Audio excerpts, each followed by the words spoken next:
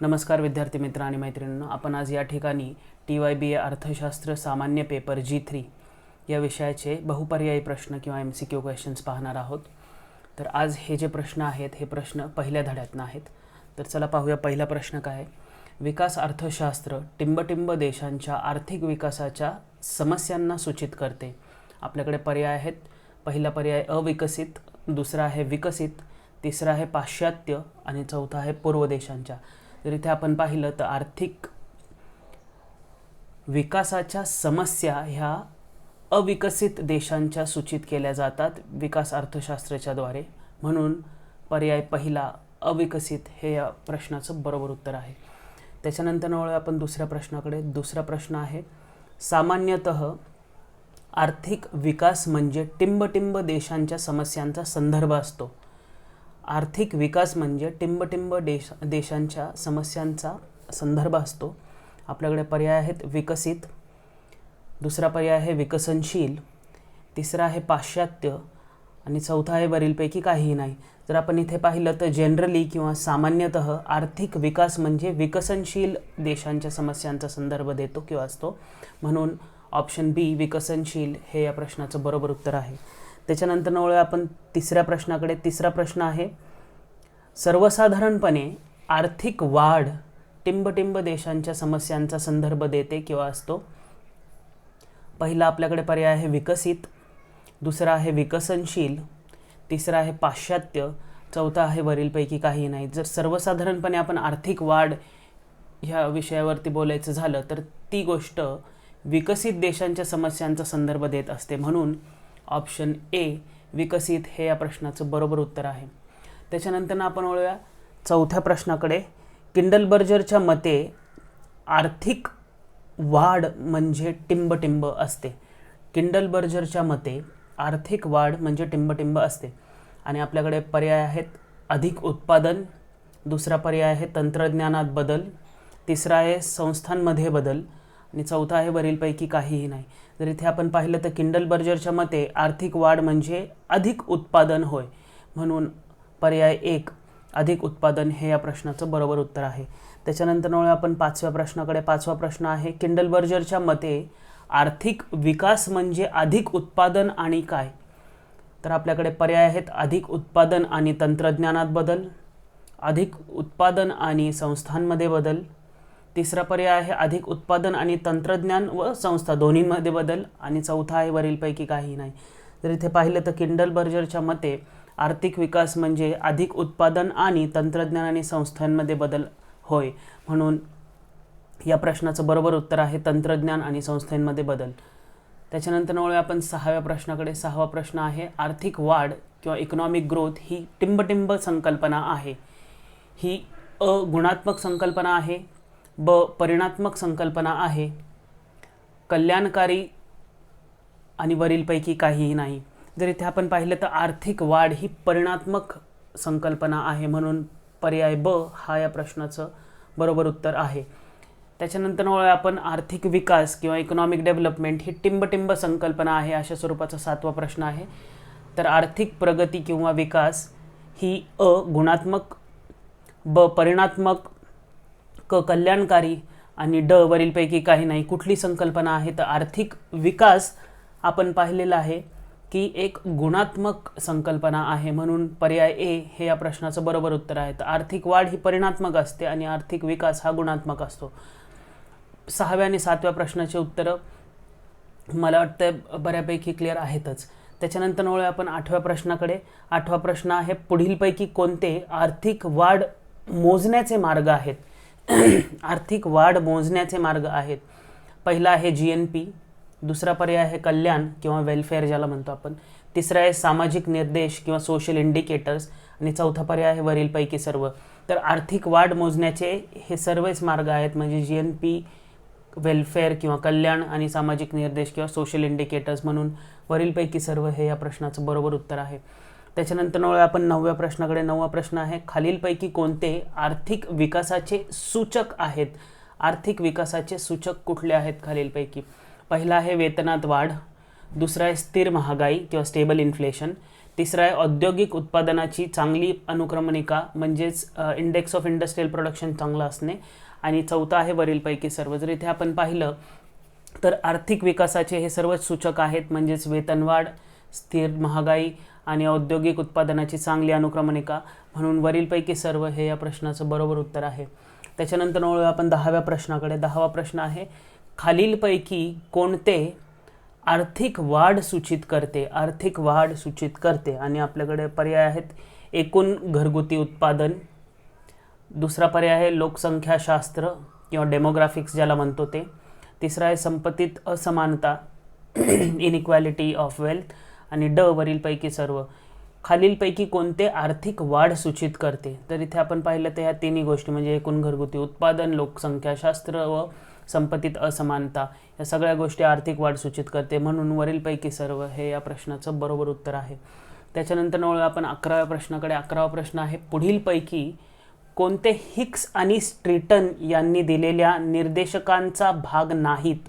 इथे आपण विचारलेले आहे हिक्स आणि स्ट्रीटननी दिलेल्या इंडिकेटर्स किंवा निर्देशकांचा भाग नाहीत अशा स्वरूपाचा प्रश्न आहे. आपल्याकडे पर्याय आहेत आयुर्मान, दुसरा आहे GDP, तिसरा आहे पिण्याचे पाणी आणि चौथा आहे बालमृत्यूंची संख्या. जर आपण इथे पाहिला तर कुठला स्ट्रीटन आणि हिक्स यांनी दिलेल्या निर्देशकांचा भाग नाहीत, तर GDP हे भाग नाही आहे त्यांनी दिलेल्या निर्देशकांमध्ये. म्हणून ऑप्शन बी GDP हे या प्रश्नाचं बरोबर उत्तर आहे. त्याच्यानंतर आपण 12व्या प्रश्नाकडे. 12वा प्रश्न आहे, पुढीलपैकी कोणती वाढ आणि विकास यातील फरक दर्शवते? वाढ आणि विकास यातील फरक दर्शवते.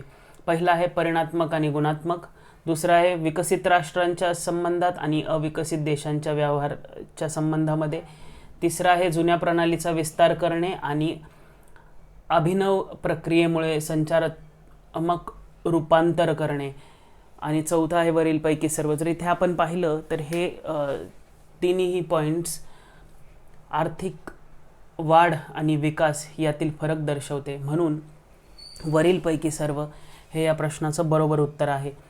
त्याच्यानंतर वळूया आपण 13व्या प्रश्नाकडे. 13वा प्रश्न आहे, उत्पन्नाच्या पातळीनुसार नवीन जागतिक बँक देशांच्या वर्गीकरणास मान्यता देताना भारत हा टिंबटिंब देश आहे.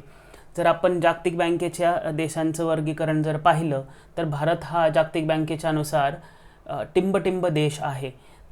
तर इथे आपण बघूया ही गोष्ट उत्पन्नाच्या पातळीवरती ठरवली जाते. म्हणून आपल्याकडे पर्याय आहेत कमी उत्पन्न, भारत हा कमी उत्पन्न देश आहे, भारत हा निम्न मध्यम उत्पन्न देश आहे, भारत हा उच्च मध्यम उत्पन्न देश आहे आणि ड भारत हा उच्च उत्पन्न देश आहे. जर आपण इथे पाहिलं तर जागतिक बँकेच्या नवीन वर्गीकरणानुसार भारत हा एक निम्न मध्यम उत्पन्न देश आहे. म्हणून ऑप्शन बी हे या प्रश्नाचं बरोबर उत्तर आहे. त्याच्यानंतर आपण वळूयात 14व्या प्रश्नाकडे. 14वा प्रश्न आहे, मानवी क्षमतांच्या संकल्पनेचा प्रसार कोणी केला? मानवी क्षमतांच्या संकल्पनेचा प्रसार कोणी केला? ह्युमन कॅपेबिलिटीज ह्या अप्रोचला कुणी प्रसारित केलेला आहे? आपल्याकडे पर्याय आहेत लुईस, दुसरा पर्याय आहे कीन्स, तिसरा पर्याय आहे अमर्त्य सेन आणि चौथा पर्याय आहे आपल्याकडे स्मिथ. जर इथे आपण पाहिलं तर ह्युमन कॅपेबिलिटीज अप्रोच किंवा मानवी क्षमतेची संकल्पना याचा प्रसार अमर्त्य सेन यांनी केला होता. म्हणून पर्याय क AK सेन हे या प्रश्नाचं बरोबर उत्तर आहे. त्याच्यानंतर वळूया आपण 15व्या प्रश्नाकडे. 15वा प्रश्न आहे, 1979 साली भौतिक गुणवत्ता जीवन निर्देशांक किंवा PQLI physical quality of life index टिंबटिंबने संकल्पनेची घोषणा केली. ह्या संकल्पनेची कुणी घोषणा केली होती अशा स्वरूपाचा हा प्रश्न आहे. 1979 मध्ये भौतिक गुणवत्ता जीवन निर्देशांक किंवा physical quality of life index. आपण पाहूया आपल्याकडे पर्याय काय. पहिला पर्याय आहे लुईस, दुसरा आहे कीन्स, तिसरा आहे MD मॉरिस आणि चौथा आहे स्मिथ. तर इथे आपण पाहिलं तर physical quality of life index किंवा भौतिक गुणवत्ता जीवन निर्देशांक 1979 साली MD मॉरिस यांनी या संकल्पनेची घोषणा केली होती. म्हणून पर्याय क MD मॉरिस हे या प्रश्नाचं बरोबर उत्तर आहे. त्याच्यानंतर वळूया आपण 16व्या प्रश्नाकडे. 16वा प्रश्न आहे, पुढीलपैकी कोणता जीवनशैलीच्या भौतिक गुणवत्तेचा घटक आहे?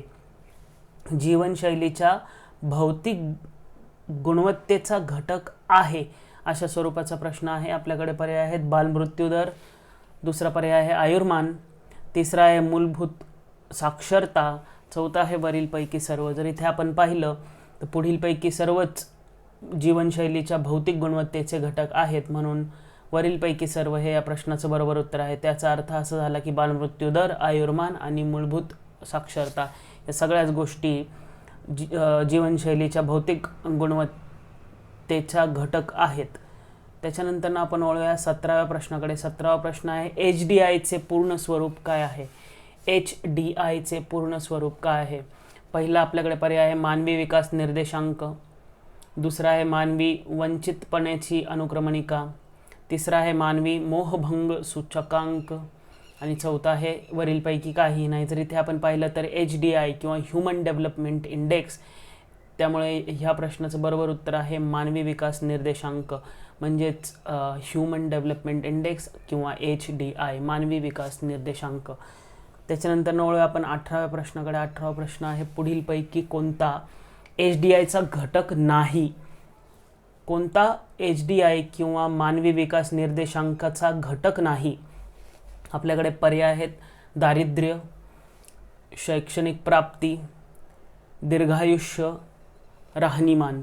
जर आपण इथे पाहिलं तर दारिद्र्य हे HDI किंवा मानवी विकास निर्देशांकाचा घटक नाही आहे. बाकी तिन्ही असतात, म्हणजे शैक्षणिक प्राप्ती असो, दीर्घायुष्य असो किंवा राहणीमान असो, त्याला आपण standard of living, decent standard of living म्हणतो ते. म्हणून ऑप्शन ए हे या प्रश्नाचं बरोबर उत्तर आहे. इथे आपल्याला कुठला घटक नाही अशा स्वरूपाचा प्रश्न होता, त्यामुळे प्रश्न व्यवस्थित वाचायचा आहे आपण. पुढीलपैकी कोणते HDIचा घटक नाही? तर दारिद्र्य हे मानवी विकास निर्देशांकाचा घटक नाही. त्याच्यानंतर वळूया आपण 19व्या प्रश्नाकडे. 19वा प्रश्न आहे HDIचे किमान आणि कमाल मूल्य किती आहे? मिनिमम आणि maximum value of human development index अशा स्वरूपाचा प्रश्न आहे. आपल्याकडे पर्याय आहेत. पहिला पर्याय आहे 0 आणि 1, म्हणजे किमान 0 आणि कमाल 1. दुसरा आहे किमान 0 आणि कमाल 10.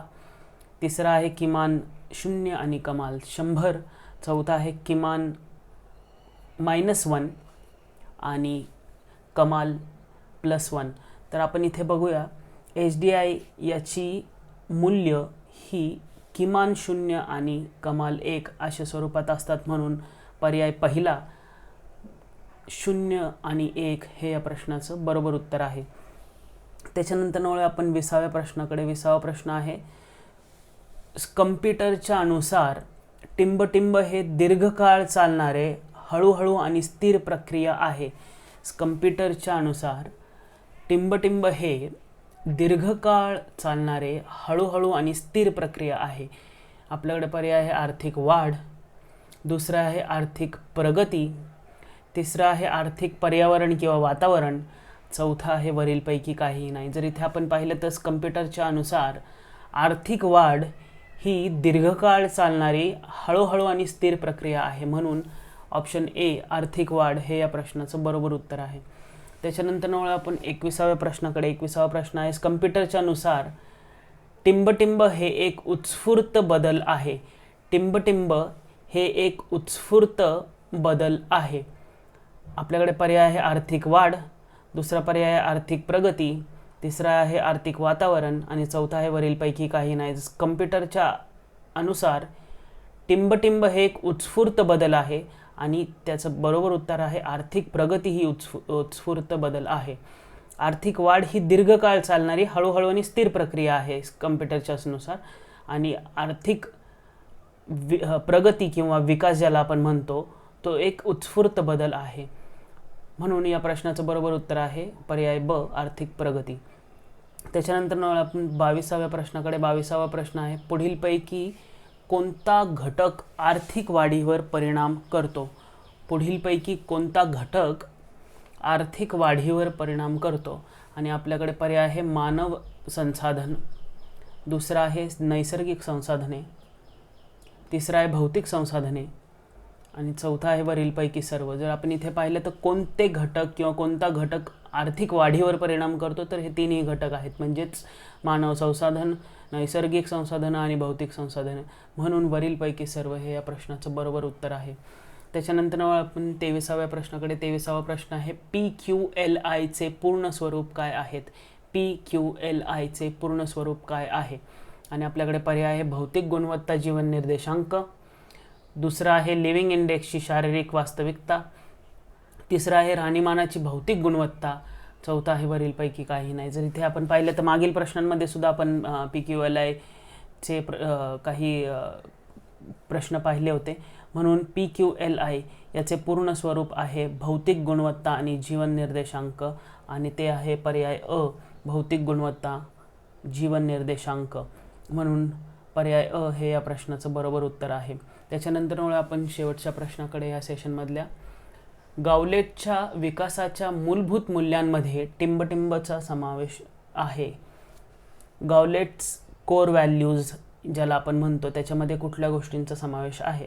आपल्याकडे पर्याय आहेत जीवन निर्वाह, दुसरा आहे स्वतःची प्रशंसा, तिसरा आहे गुलामगिरीपासून स्वातंत्र्य, आणि वरीलपैकी सर्व. जर आपण इथे पाहिलं तर गावलेटच्या विकासाच्या मूलभूत मूल्यांमध्ये या तिन्ही गोष्टींचा समावेश आहे, म्हणजेच जीवन निर्वाह, स्वतःची प्रशंसा आणि गुलामगिरीपासून स्वातंत्र्य.